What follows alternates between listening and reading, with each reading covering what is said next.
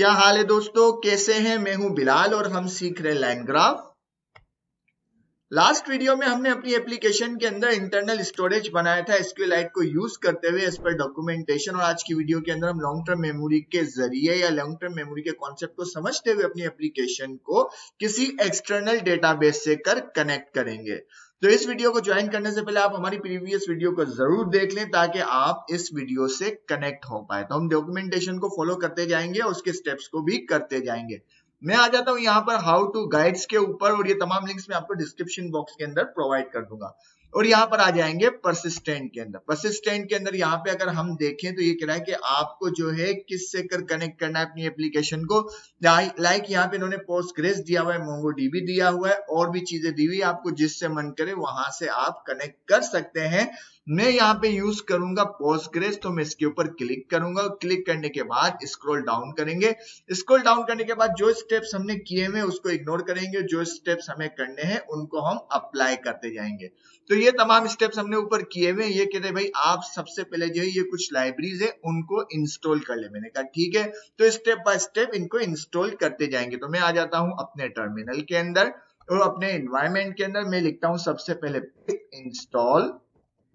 उसके बाद आते हैं डॉक्यूमेंटेशन में, और क्या क्या इंस्टॉल करना है भाई। एक तो ये इंस्टॉल करना है, दूसरा ये इंस्टॉल करना है। लाइन ग्राफ इंस्टॉल ऑलरेडी हुआ है, तो मैं इन दोनों को फिलहाल करता हूं कॉपी। कॉपी करने के बाद इनको करता हूं पेस्ट और इंस्टॉल कर लेते हैं। जब तक ये इंस्टॉल होता है हम इंतजार कर लेते हैं। ठीक है, ये इंस्टॉल हो चुका। दोबारा डॉक्यूमेंटेशन में आते हैं। अब क्या इंस्टॉल करना है, कह रहा भाई ये भी इंस्टॉल कर लो लाइन ग्राफ के अंदर चेक पॉइंट पोस्टग्रेस, तो इसको भी करते हैं कॉपी और आते हैं टर्मिनल के अंदर, इसको भी पेस्ट कर लेते हैं। जब तक इंस्टॉल होता है इंतजार कर लेते हैं। यहाँ पे कुछ रह गया, मैं क्लियर करता हूं। ठीक है, मैंने इंस्टॉल और पेस्ट कर दिया। इंटर करेंगे, इंस्टॉलेशन शुरू हो जाएगी। जब तक इंस्टॉलेशन होती है हम इंतजार कर लेते हैं, तब तक इंस्टॉलेशन हो भी चुकी। ठीक है, ये इंस्टॉल हो चुकी, इंस्टॉलेशन कंप्लीट हो चुकी। इसके साथ साथ एक और लाइब्रेरी है। चूंकि मुझे एक एरर आ गया था तो मैंने सर्चिंग करने में पता चला कि इस लाइब्रेरी को भी इंस्टॉल कर लेना बेहतर है। अगर आपका कनेक्शन का एरर आ जाए तो ये इंस्टॉल कर लेना, ना आए भी चलेगा। ठीक है, मैं इसको भी कॉपी कर लेता हूं और इसका लिंक भी मैं आपको डिस्क्रिप्शन बॉक्स के अंदर प्रोवाइड कर दूंगा, और इसको भी इंस्टॉल कर लेते हैं ताकि किसी किस्म का एरर ना आए और हमें कोई परेशानी ना हो। ठीक है, जब तक ये इंस्टॉल होता है हम इंतजार कर लेते हैं। ठीक है भाई, तमाम इंस्टॉलेशन कंप्लीट हो चुकी। इसको CLS करते हैं, क्लियर करते हैं और आ जाते हैं दोबारा डॉक्यूमेंटेशन पे। डॉक्यूमेंटेशन के ऊपर आने के बाद ये तमाम स्टेप्स जो हमने ऑलरेडी किए हुए हैं, ये भी किए हुए हैं, एक एप्लीकेशन बनाई हुई है। तो अब वो कहते हैं भाई सबसे पहले जो है आप अपने डेटाबेस की जो URL है जिससे कनेक्शन बनेगा उसको जरा सा ENV में सेव कर दो और इसको एक वेरिएबल के अंदर स्टोर कर लो। हमने कहा ठीक है, ये तो कोई प्रॉब्लम की बात नहीं। तो हम आते हैं नियॉन डेटाबेस के ऊपर। नियॉन डेटाबेस के ऊपर आने से पहले मैं आपको बता देता हूं, आप गूगल के ऊपर नियॉन लॉगिन लिखेंगे तो आपके पास पहला ही लिंक आ जाएगा। आप इस पे जैसे ही क्लिक करेंगे तो आपके पास जो है इस तरह का पेज खुल जाएगा। अगर ऑलरेडी आप साइन अप हैं, अगर साइन अप ऑलरेडी नहीं है तो वहां पे साइन अप कर ले, बाय गूगल कर ले या कोई और सोर्स है उससे कर ले और अपना एक प्रोजेक्ट क्रिएट करें। तो उसके बाद आपके सामने कुछ इस तरह से डैशबोर्ड आ जाएगा जो कि आपके डेटाबेस का डैशबोर्ड होगा। यहाँ पे हमें क्या करना है, इस डैशबोर्ड के ऊपर एक URL है जो कि यहाँ पे दी हुई है। इसका स्निपेट ले लेते हैं। मैंने इसको कर दिया कॉपी। कॉपी करने के बाद मैं आ जाता हूं अपने ENV के अंदर। यहाँ पे ENV के अंदर आ जाते हैं और यहाँ पे मैं इसको कर देता हूं पेस्ट। ठीक है, मैंने इसको कर दिया पेस्ट।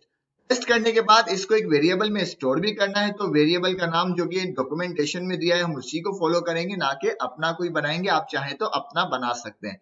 तो मैं आता हूं डॉक्यूमेंटेशन में। यहाँ पे कहा है कि भाई ये है DB-URI, तो मैंने इसको भी कर दिया कॉपी के भाई इसके अंदर हम इंस्टॉल कर लेते हैं या अपना सेव कर लेते हैं URL को। मैंने इसको कर दिया कॉपी, और कॉपी करने के बाद यहां पर आते हैं बिल्कुल शुरू के अंदर और इसको हम DB-URI के अंदर सेव कर देते हैं। ठीक है, URI सेव कर दिया। हमने अपनी पोस्टग्रेस की जो कनेक्शन की URL है उसको लेकर आकर अपने ENV के फाइल के अंदर पोस्ट कर दिया। ठीक है, ये काम हो गया। दोबारा डॉक्यूमेंटेशन में आते हैं भाई ठीक है हमने ये काम कर दिया। अब उसके बाद वो कनेक्शन रिगार्डिंग कुछ कोड है वो हमें बता रहा है। तो हम क्या करते हैं, एक कनेक्शन के नाम से सेपरेट फाइल बनाते हैं और ये तमाम स्टेप्स उसके अंदर करेंगे ताकि किसी किस्म की कोई गिचमिच ना हो जाए और हमारा जो एक स्ट्रक्चर है वो भी मेंटेन रहे। तो सबसे पहले मैं आ जाता हूं अपने कोड के ऊपर और चैप्टर 3 के अंदर और इसके अंदर मैं एक फाइल बनाता हूँ। ठीक है, इसके अंदर फाइल बनाता हूँ कनेक्शन के नाम से, आपका जो मन करे उस नाम से बना सकते हैं। तो मैंने कहा connection.py, और यहाँ पर आने के बाद सबसे पहले मुझे क्या करना है, उसके बाद वाला जो स्टेप है इसको करेंगे कॉपी। कॉपी करने के बाद इसको यहाँ पे कर देंगे पेस्ट कनेक्शन के अंदर। ये काम हो चुका। ठीक है, इसके बाद क्या करना है, दोबारा आते हैं डॉक्यूमेंटेशन में, इसका काम खत्म, फिलहाल इसे हटा देते हैं और डॉक्यूमेंटेशन में आ जाते हैं कि भाई ठीक है ये स्टेप हमने कर लिया, अब क्या करें। अब वो कह रहा है कि भाई अब आप कुछ इस तरह का कोड करें। मैंने कहा ठीक है, सबसे पहले इसको मैं करता हूँ कॉपी। कॉपी करने के बाद इसको हम आते हैं टॉप लेवल के ऊपर करते हैं पेस्ट। ये काम हो चुका। अब क्या करना है भाई, दोबारा आते हैं डॉक्यूमेंटेशन में, बिल्कुल ज्यादातर कॉपी पेस्ट और कुछ भी नहीं है। अब वो कहता है कि भाई ये वाला जो कोड है इसको ले लो, तो मैं इस पूरे को फिलहाल कॉपी कर लेता हूं क्योंकि हमें समझना भी है। ठीक है, मैं आता हूं, इसको मैंने कर दिया पेस्ट। पेस्ट करने के बाद यहाँ पे कुछ एरर है, पहले हम एरर निपटाते हैं। तो यहाँ पे आ जाते हैं, सबसे पहले मुझे डीकपल चाहिए, तो मैं कहूंगा फ्रॉम डीकपल, और डीकपल के अंदर से इंपोर्ट करो कॉन्फिग को। उसके बाद मुझे एक वेरिएबल बनाना है db _ URI, और इसके अंदर मैं कहूंगा कॉन्फिग के अंदर जाओ, कॉन्फिग के अंदर होगा db _ URI। हमारी जो है ये URI लेकर आ जाओ। ठीक है, सेव कर दिया। URI का एरर जो है वो चला गया।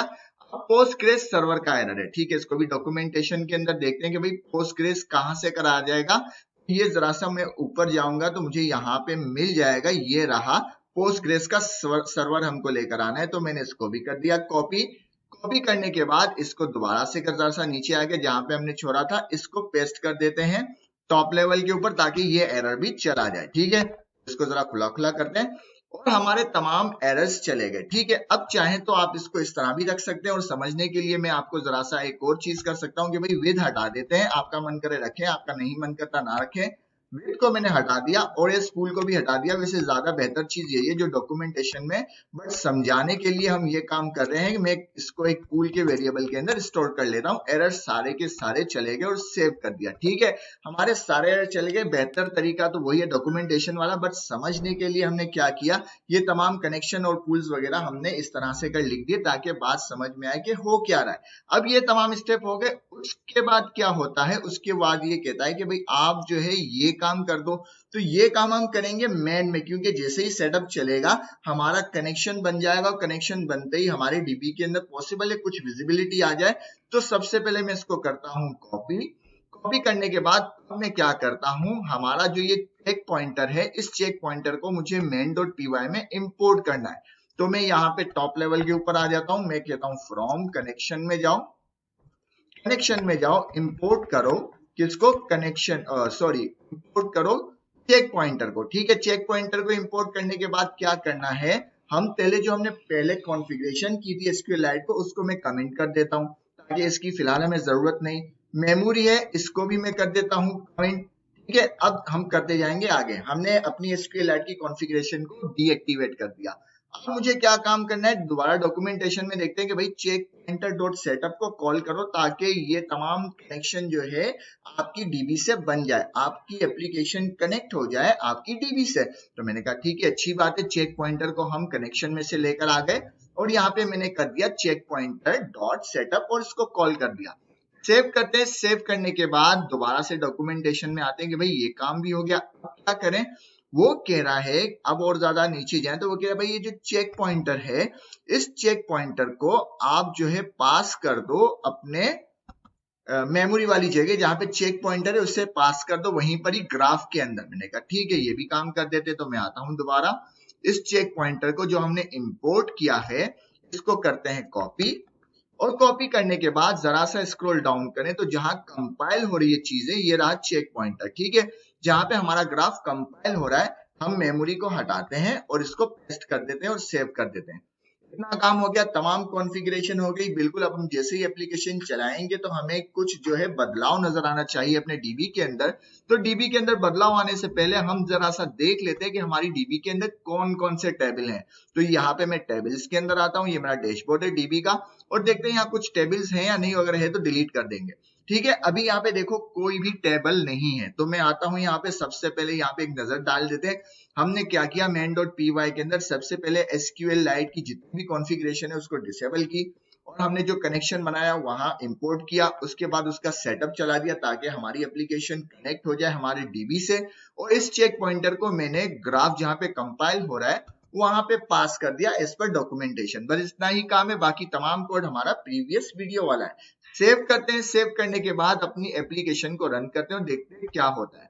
यहाँ पे मैं आता हूं, मैं लिखता हूं पाइथन, पाइथन के बाद मैं लिखूंगा main.py और इंटर कर देंगे। जैसे इंटर करेंगे जरा सा वक्त लगेगा क्योंकि सबसे पहले कनेक्शन बनेगा, कनेक्शन बनने के बाद फिर हमारा कोड चलेगा। तो जब तक कनेक्शन बन गया, ठीक है, कनेक्शन बिल्कुल बन गया। अब हम कुछ भी काम नहीं करते, सबसे पहले मैं आता हूं क्योंकि किसी भी किस्म का एरर नहीं आया, तो मैं देखता हूं अपने डीबी के अंदर, इसको रिफ्रेश करते कि शायद कुछ इसके अंदर बदलाव आया, कुछ चीजें इसके अंदर विजिबल हुई टेबल के अंदर। वाओ, हमारा कनेक्शन बन गया। देखो टेबल के अंदर मुझे क्या चीजें मिली, चेक पॉइंट के नाम से मुख्तलिफ चीजें मिल गई, check point right, check point migration, और ये तमाम चीजें मुझे मिल गई। तो कितना ज्यादा जबरदस्त है, मतलब हमारी कॉन्फ़िगरेशन बिल्कुल एक्यूरेट है और ठीक है, क्योंकि हम डॉक्यूमेंटेशन के जरिए करते गए। अब हम क्या करते हैं, यहां पर मैं लिखता हूं हेलो, मैंने ठीक है भेज दिया हेलो। हेलो के बाद जब तक रिप्लाई आता है LLM का, ठीक है, रिप्लाई आएगा। मैंने कहा माय नेम इज बिलाल, ठीक है, मैंने कहा माय नेम इज बिलाल, उसने कहा ठीक है, नाइस टू मीट यू। अब हम करते हैं क्विट, हमारी एप्लीकेशन को हमने स्टॉप कर दिया, CLS किया, और CLS करने के बाद मैं आता हूं अपने डीबी के अंदर और देखते हैं कि कुछ नजर आता है माइग्रेशन में। माइग्रेशन में ठीक है, ये चीज आ गई। ब्लॉब्स में कुछ इस तरह की चीजें आ गई है कि भाई आप जो है, ये हमारा फ्लो आ गया, स्टार्ट हुआ, फिर कन्वर्सेशन चला, कन्वर्सेशन के बाद मैसेज चला, फिर स्टार्ट कन्वर्सेशन हुई, ये सारा फ्लो आ गया। और यहाँ पे थ्रेड आईडी आ गई 1। हम देखते हैं क्या थ्रेड आईडी तो हमने दी नहीं थी, और ऑलरेडी हमने कौन सी थ्रेड आईडी दी हुई थी ये जरा सा हम कंफर्म करते हैं। तो हमारी थ्रेड आईडी आ गई 1, ठीक है, 1 के अंदर बिलाल की कन्वर्सेशन चल रही है, ये भी बात ठीक है। दोबारा आते हैं नेक्स्ट के ऊपर, चेक पॉइंट्स के ऊपर जाते हैं, तो चेक पॉइंट के ऊपर भी कुछ चीजें आ गई जिसके अंदर मेरी ये सारी मेटा डेटा आ गया, जिसके अंदर मेरी जो है ना तमाम की तमाम कन्वर्सेशन है। अगर मैं इसको करता हूं कॉपी करने के बाद इसको मैं जरा सा यहाँ पे कर दूं पेस्ट, नोटपैड के अंदर समझने के लिए कि मेटा डेटा में क्या चीज है। तो यहाँ पे देखो वही सारी मेरी कन्वर्सेशन आ गई है, पूरी की पूरी चीजें, जिसके अंदर ह्यूमन मैसेज है और हमारे जो रिप्लाई आ रहे हैं वो तमाम चीजें यहाँ पे आ रहे हैं। अगर मैं इसको जरा सा छोटा कर दूं ताकि हमें मैसेज जो है पढ़ने में आ जाए, कहाँ पे क्या चीजें लिखी हुई है, लाइक ये मैंने लिखा था हेलो, और हेलो के बाद इनका कहीं पे रिप्लाई भी होगा क्योंकि मुझे यहाँ पे काफी चीजें नजर आ रही है। फिलहाल चलो ठीक है, इसको भी देख लेते हैं कि मेटा डेटा के अंदर हमारी चीजें आ चुकी है, जिसके अंदर हमारे मैसेज है, ह्यूमन मैसेज, और जो AI रिप्लाई करता है वो मैसेज भी हमें यहाँ पे मिल रहे हैं।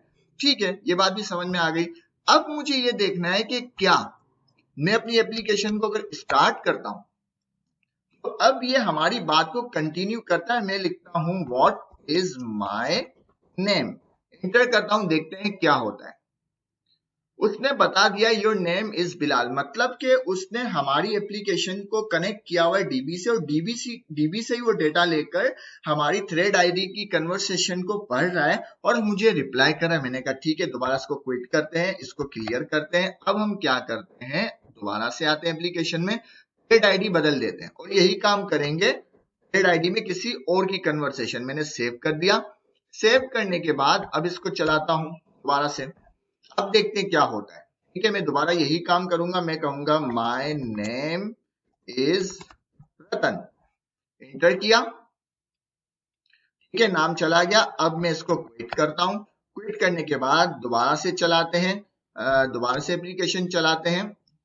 अच्छा, क्विट नहीं हुआ, ठीक है, मैंने इस पे कॉलन लगा दिया। अब दोबारा से एप्लीकेशन चलाते हैं, भाई ठीक है, मैंने क्विट कर दिया। अब देखते हैं क्या नाम बताता है कि नहीं बताता। मैं कहता हूं व्हाट इज माय नेम। अब ये बिलाल कहेगा या रतन कहेगा, ये देखना है। देखो इसने रतन कहा, क्यों रतन कहा, क्योंकि वो जो है थ्रेड 2 की जो डेटा है उसको उठा रहा है। अब अगर आ जाए डेटाबेस के ऊपर, हम आते हैं चेक राइट के ऊपर और चेक पॉइंट के ऊपर। चेक पॉइंट के ऊपर ये देखो थ्रेड आईडी कौन सी आ रही है, 1 आ रही है और 2 आ रही है।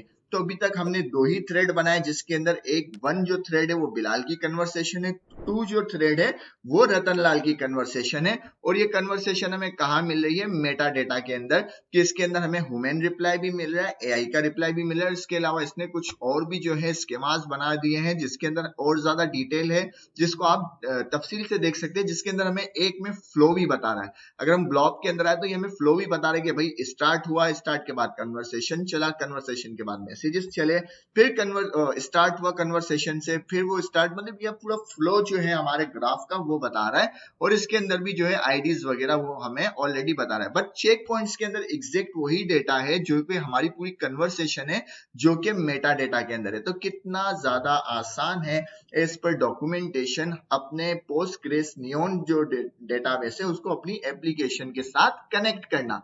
और अगर आप चाहते हैं कि मोंगोडीबी से कनेक्ट करना है तो आप मोंगोडीबी से भी कर सकते हैं। लाइक अगर मैं जरा सा बैक चला जाऊं तो यहाँ पे उसने बताया हुआ है कि अगर आपको मोंगोडीबी से कनेक्ट करना है तो आप इस लिंक के ऊपर जाएं और उसको कनेक्ट करें। तो मैं चाहता हूँ मोंगोडीबी से आप अपने तौर पे कनेक्ट करके हमें कमेंट बॉक्स के अंदर जरूर बताएं कि हमने अपनी एप्लीकेशन को मोंगोडीबी से भी कनेक्ट करके देख लिया। तो आज की वीडियो के लिए इतना ही। उम्मीद है आपको वीडियो पसंद आई होगी। पसंद आए तो लाइक करें, शेयर करें, सब्सक्राइब करें। मिलता है नेक्स्ट वीडियो में। अल्लाह हाफिज।